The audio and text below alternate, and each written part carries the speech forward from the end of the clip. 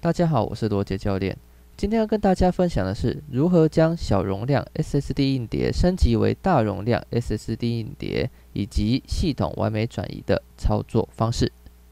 明明之前也是买运行速度较快的 SSD 硬碟，但使用了一段时间之后，电脑卡不顺，程式运行不正常，是为什么呢？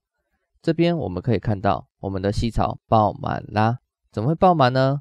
原因是先前买的 SSD 硬碟只有 120GB， 空间真的很少，所以用了一段时间之后，除了安装程式以外，系统还会产生一堆暂存档以及没必要的档案来占据空间，会不够用也是正常的。若是一般存资料的硬碟，空间不够，顶多资料存不进去而已，问题还不大。但C槽是属于系统碟，只要空间不够用，电脑就会变得很难用，随时可能会宕机，程式开不起来，图片及影片的缩图跑不出来，造成使用者很大的困扰。像这样子的问题要怎么解决呢？不用担心，只要买一颗容量大一点的 SSD 硬碟就可以解决啦。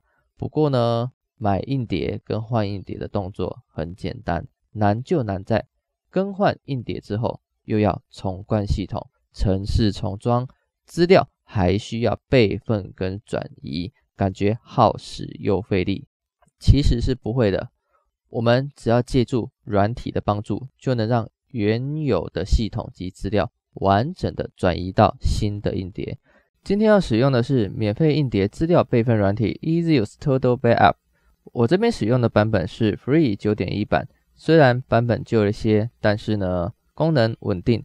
当然，如果有需要使用新版的朋友，也可以到 EasyUse 的官网下载，操作方式基本上都大同小异。安装档我已经准备好了，那我们先安装它。然后执行，繁体中文确定，它会告诉你 Free 版的跟付费版的有什么差别。那这个时候没有关系，我们直接下一步，直接安装。这个改善计划也可以先不要勾啦。那这一个桌面图示我会建立。下一步，这个呢保持预设也没有问题，还是说各位有想要储存的地方也没有问题。下一步，它安装需要一点时间哦。好，这里按启动完成。这里呢，我们按之后再说。再来，我们把新的硬碟插入到我们的外接硬碟盒，并且呢，把它连接到电脑主机。连接完成之后呢，先打开我的电脑的视窗，在左侧电脑图示身上按右键，选择管理，会出现一个电脑管理的视窗。在左列呢，会看到一个叫做磁碟管理的选项，我们点击它。接下来呢，出现了一个初始化磁碟的小视窗。那这边有出现一个磁碟2，勾选它。这个磁碟2就是我刚刚插入的那一个大容量的 SSD 硬碟。当然啦，每一个人家里的电脑显示的都不一定一样，编号不一定一样，所以请依自己的电脑编号而定。那这一颗硬碟呢，我是要拿来做开机使用的，所以我选择这一个 MBR 主开机记录的这一个选项，按确定。接下来我们把拉杆往下拉，在硬碟列表里面可以看到，我们刚刚装上去的这一颗 SSD 的硬碟已经出现在列表里面啦。这样我们就可以做接下去的动作。再来呢，我要先把我的备份软体先关掉，再重新打开。如果不做这个动作的话，您新的硬碟是抓不到的哦。磁区初始化完成之后呢，我们要把备份软体重新打开。接下来我们点选这个复制，然后我们找一下我们的系统碟是哪一个哦。我的系统碟它是写在硬碟1这一个小的 SSD， 我们就打勾这一个硬碟是整颗哦，整颗打勾哦。不要只勾单纯C槽，这样是没有用的，整颗要打勾。接下来按下一步，往下拉。我们勾选这一颗目标硬碟之后呢，接下来打勾这一个优化固态硬碟，再来呢点选这边的编辑。这个编辑最主要的是说还原后的硬碟布局，也就是说，当你把系统复制到新的硬碟之后，我的磁碟大小要怎么分配？你可以选择整颗都给吸槽，这样是比较快的选择。也比较简单的选择。调整完之后，我们按确定，然后按下一步，它就会让你确定说，来源的是哪一颗硬碟？硬碟1嘛，整颗。再来呢，目标硬碟整颗没有问题的，我们按执行。它在跑的过程中需要一点时间哦。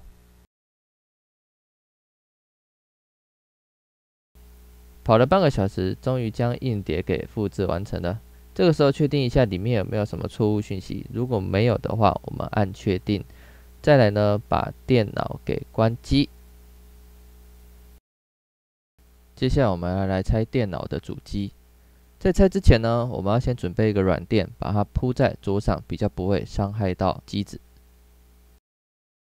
都已经要将机子给拆开了，趁这个机会，我们把灰尘给清一清。这边我准备了烤肉刷，还有吸尘器，利用烤肉刷把灰尘慢慢的扫起来，利用吸尘器把灰尘给吸走。再来呢，我们把旧的 SSD 硬碟的讯号线以及电源线给拔掉，用螺丝起子把固定用的螺丝给拆掉。因为我这台电脑是旧的电脑，所以它只有 SATA 界面可以拿来插硬碟。那如果现在比较新的电脑呢，它还配有 M.2 的那个界面可以安装。所以呢，在买硬碟的时候，你要先确定自己旧的硬碟是怎样的规格、怎样的接口。把 2.5 转 3.5 的转接架拆开。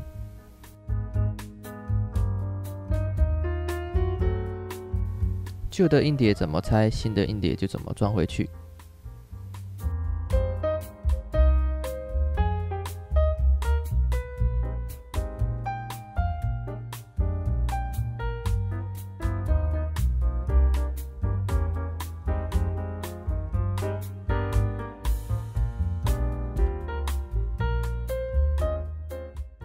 装好了，准备上机测试。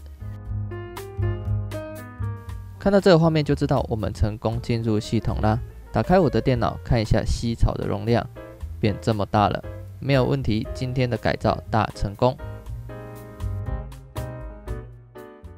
谢谢您收看肥妈的影片，也非常欢迎您订阅、按赞、分享、开启小铃铛。我们下部影片见。